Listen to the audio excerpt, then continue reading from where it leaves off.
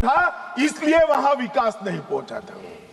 लाल आतंक का परछाया विकास नहीं है इसलिए नहीं गया था। लाल आतंक का परछाई वहां पड़ा था इसलिए विकास नहीं पहुंचा था। आज परछाई हट गई है और बस्तर विकसित हो रहा है। मान्यवर, बस्तर में विकास। ये जो वकील बन रहे हैं एक हथियारी मूवमेंट के, कहते हैं हम अन्याय के खिलाफ लड़ेंगे। संविधान को मानोगे या नहीं मानोगे? किसी को भी अन्याय होता है, इसका उपाय हमारे संविधान के अंदर निहित है। अदालतें बनी है, विधानसभाएं बनी है, जिला पंचायतें बनी है, तहसील पंचायतें बनी है। ये पूरी व्यवस्था को नकार कर हाथ में हथियार उठा लोगे, ऐसा कैसे चलेगा? और जस्टिफाई जो करे उनको मैं कहना चाहता हूं, वो समय चला गया।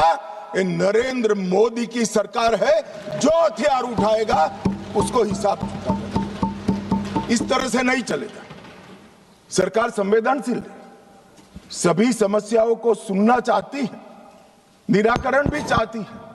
यही संसद ने ढेर सारी योजनाएं बनाई है, मगर इसका इंप्लीमेंटेशन भी आप नहीं करने दोगे, क्योंकि आपकी आइडियोलॉजी और आपका अवैध शासन वहां पर चलता रहे। मैं आज पूछना चाहता हूं, अभी कांग्रेस के लोग बहुत जोर जोर से आदिवासी का विकास नहीं हुआ, विकास नहीं हुआ, विकास नहीं हुआ कहते थे, और राजकुमार रोज जैसे आदिवासी युवा सांसद भी वोट की लालच में कांग्रेस का समर्थन कर रहे थे, कांग्रेस की थ्योरी का समर्थन कर रहे। मैं उनको पूछना चाहता हूं, भाई 75 साल में 60 साल तो शासन आपने किया, आदिवासी अभी तक विकास के बगैर क्यों बच गया? विकास तो अब आकर नरेंद्र मोदी जी कर रहे हैं।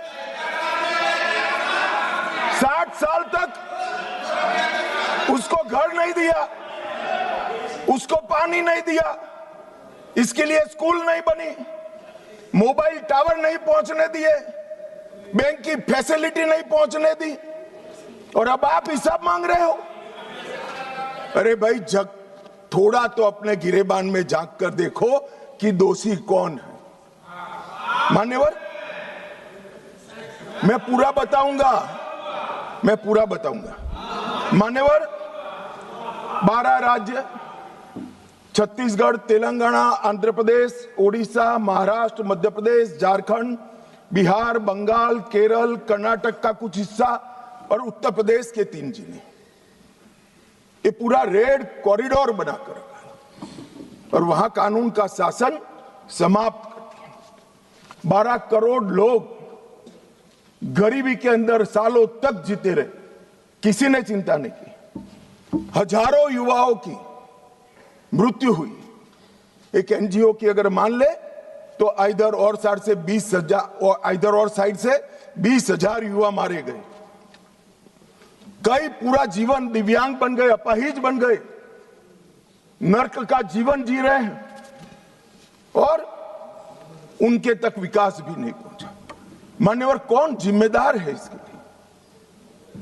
क्या इस देश की सबसे बड़ी लोकतंत्र की पंचायत ने क्षीर नीर कर इस पर चिंतन नहीं करना चाहिए, या अपने गढ़े गढ़ाई थ्योरी लेकर घूमते रहना चाहिए? मैं बाद में बताता हूं कि नक्सलवाद का मूल कारण विकास की डिमांड नहीं है, एक आइडियोलॉजी है। जिस आइडियोलॉजी को अपने राष्ट्रपति पद का चुनाव जीतने के लिए 1970 से इंदिरा जी ने स्वीकार कर लिया, ये वामपंथी विचारधारा के कारण नक्सलवाद फैला। मान्यवर, प्रधानमंत्री मनमोहन सिंह जी ने पूरे देश के सामने स्वीकारा था कि कश्मीर और नॉर्थ ईस्ट की तुलना में भी देश की आंतरिक सुरक्षा की सबसे बड़ी समस्या हथियारी माओवादी, मगर कुछ नहीं हुआ।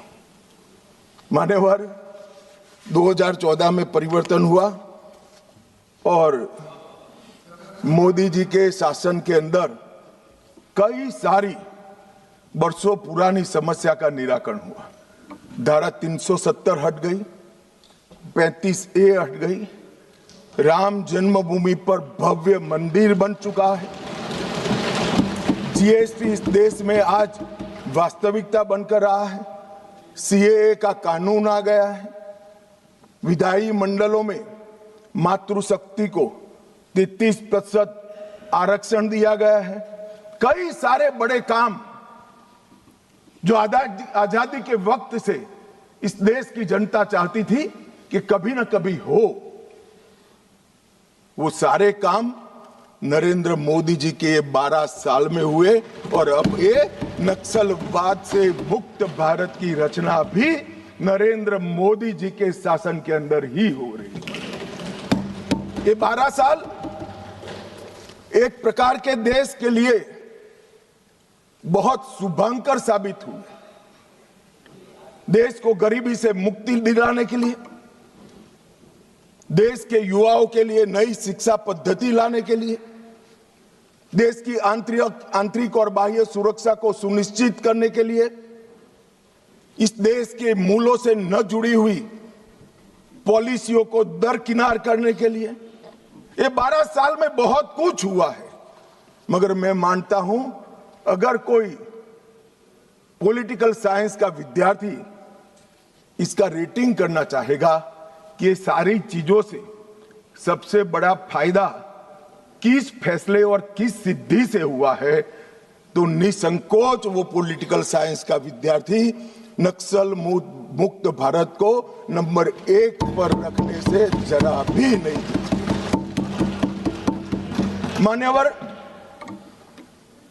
ये जो बड़ी घटना देश में आकार लेने जा रही है, उसका पूरा श्रेय, उसका पूरा यश हमारे सीएपीएफ के जवान, विशेषकर कोबरा और सीआरपीएफ के जवान, राज्य सरकारों की पुलिस, विशेषकर छत्तीसगढ़ राज्य पुलिस और डीआरजी के हमारे जवान और वहां के स्थानीय आदिवासी बासिंदों को जाता है।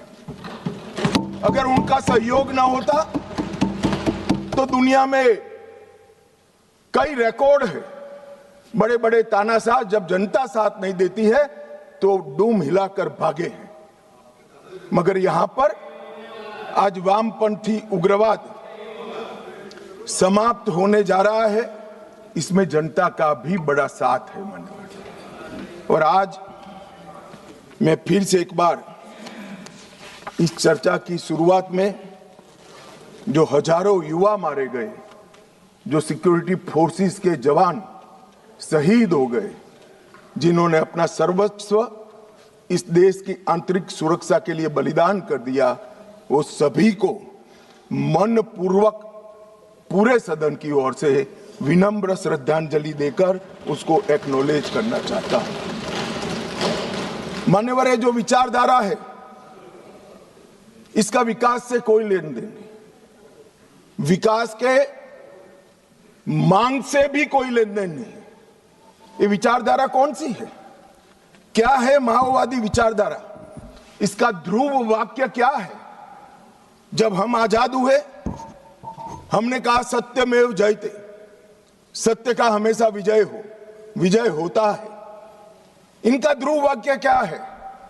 कि सत्ता बंदूक की नली से निकलती है। ये इनका ध्रुव वाक्य है। और वहां सत्ता शब्द का बहुत महत्वपूर्ण स्थान है।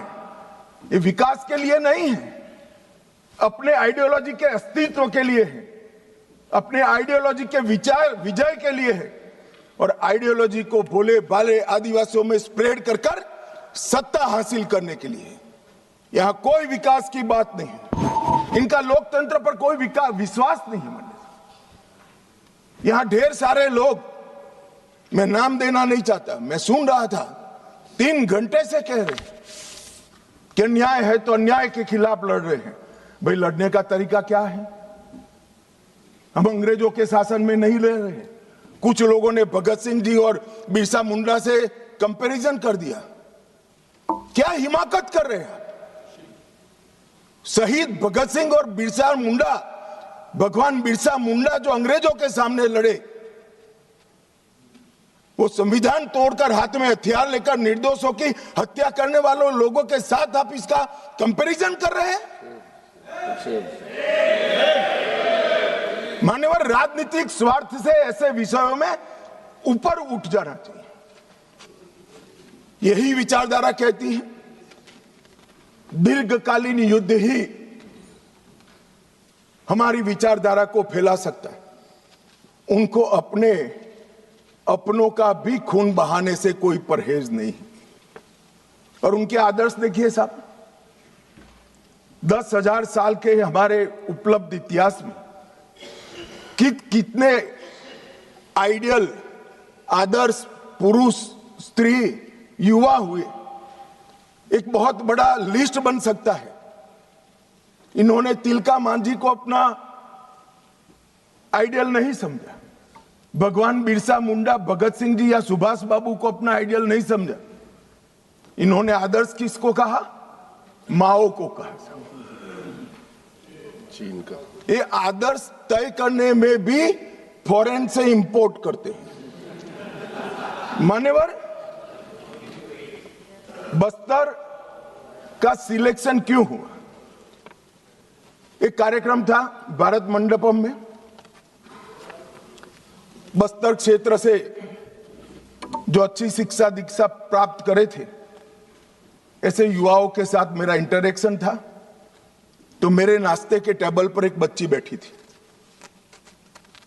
उसने कहा कि साहब, आप बता सकते हैं कि माओवादियों ने, नक्सलाइटों ने हमारे बस्तर को ही क्यों चुना?